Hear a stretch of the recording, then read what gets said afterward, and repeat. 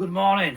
Well, I finally finished the stock for tomorrow's web shop update. It was a bit of a stress, I'm gonna be honest with you. It was very tight and I've only just finished about 10 minutes ago, still screwed the last tail on. Anyway, but I've had quite a few people messaging me this week asking about like sizes, weights, all that kind of carry on, so I thought I'd just do a quick video. It's probably easier than me typing out a message anyway. So first we have the angle grinder. The angle grinder's got a 6-inch body, weighs in about 120-130 grams, and basically it's a hybrid of a pull bait and a lipless crank. So you can either fish it, it sits like that naturally in the water because all the weight's in the head.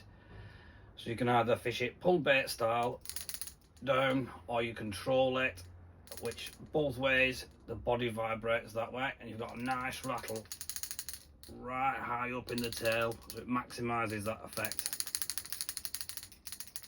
like that. Different screw eyes there, different line ties for different action. If you want it to go deeper or you want it to go like get more of an extreme shimmer on the pull, go for the top one. If you want to just fish it like standard dive and rise style, I'd go for the head. You're probably going to get it about a bit deeper. You troll it down to about 15, cast it probably about 8 at a push.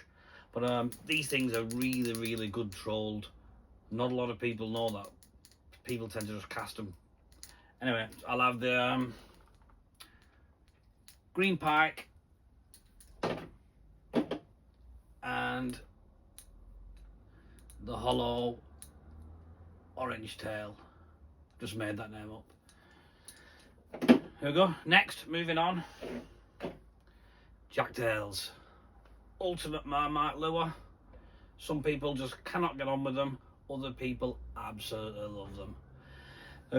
The thing you've got to try and get in your head with this, I always find, is it's a negative lure that needs to be fished negatively.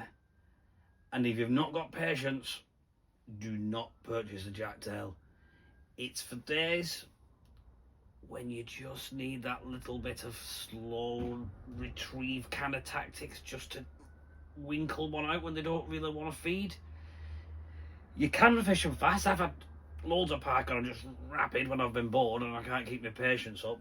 But ultimately, if you just slow pulls, they will dive. You've got waiting chambers there, so you can. Most people tend to get them to sit like that, like people do with butts and whatnot. And basically, it will just work like a pull bait on the pull. Go down, straightforward, tail wiggles. Always have the tail down, by the way, it makes it go deeper. But I personally like to weight them so they just suspend. I can't remember what it is, but I think it might be one lead in each hole. And what they're good for then is if you put it on the front nose tie, you can just tap the lure, and I mean tap, almost just taking up the slack, and all it does is just that tail just vibrates and the lure doesn't even move. But you need patience to do it. Just touching it along, it's just in the face a little bit longer. Everyone has their own way of fishing them. You can even, at a push, if you ever need to fish a top water, you can put weight in the back hole, no weight in the front, and it will sit down like that, and you can get away with it fishing it as a top water. Not the best top water, it's no giant jackpot by any stretch, but it can be done. It comes with 6 leads, each 8 grams each. It's 8 inches, 125 grams. So obviously, if you imagine you put 6 weights in, 8 grams each, it's going to start weighing a bit heavier. You can get it quite fast sink if you start adding all the weights, but like I say, everyone fishes it different. No doubt someone will say, well, I don't do that. Well, do what you want to, as long as they work. But I would suggest you need patience. I suffer from it sometimes. A couple of chucks, I'm thinking I've got all the good intentions, tap, and then I'm like, oh, give me something I can work fast. But if you're the person who's the type of person who has patience, who can really work for a fish when conditions are tough, those are the ones I think, personally. Patterns, we have natural, and it's kind of orange pike, nice black bottom for the silhouette. There we go.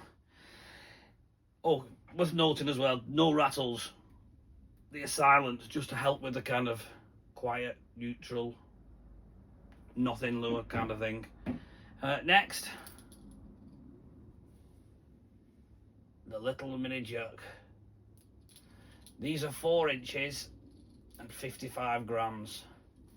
And as you can hear, you've got quite a clonking rattling for a little lure. Now the way that rattle is orientated in the lure, you will only get a clonk on the pull. The reason I mention that is I'll get to in a bit when I get to the Canata.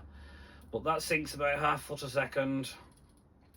They don't really move much, so you just got to tap them on the spot basically. But the number of big pike that get caught on that little tiny lure is unbelievable. I find it's best to fish on a dedicated setup rather than if you've got like 150 gram 6-foot jerkbait rod, you ain't gonna feel it. It's gonna be absolutely horrible. But if you've got something like up to like 70-80 grams, 6'6", just small bait caster, they're a pleasure to use. Unbelievable. One pattern, just got the perch pattern this time. Right, lastly,